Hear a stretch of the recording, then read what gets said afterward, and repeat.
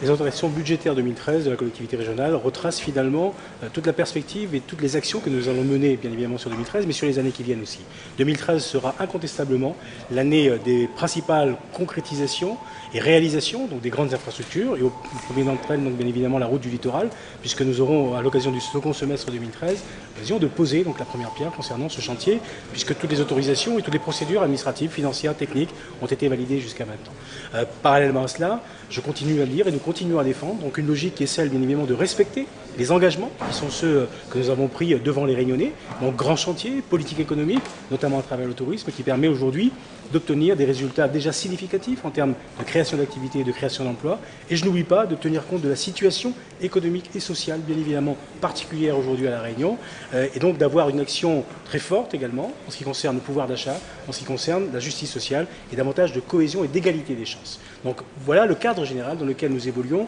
en ce qui concerne encore une fois ces orientations budgétaires à l'horizon 2013. Je ne veux pas tomber sur ce sujet qui est un sujet encore une fois important dans des polémiques inutiles. Gilbert Net sait très bien que depuis maintenant presque 2 ans,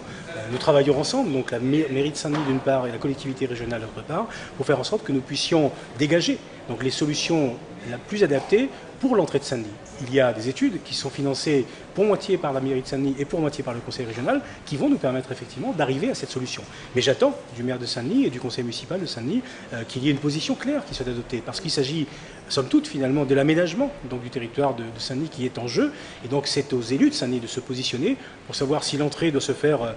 sur la mer, si elle doit se faire par le biais d'un tunnel. En tout cas, c'est cette position pour laquelle nous serons extrêmement attentifs. Mais le travail avance, le travail est bien évidemment bien engagé, et que ce soit sur l'entrée de la possession ou sur l'entrée de Saint-Denis, donc cette dimension a bien évidemment été prise en considération donc à tous les niveaux en ce qui concerne le projet de la nouvelle route du littoral.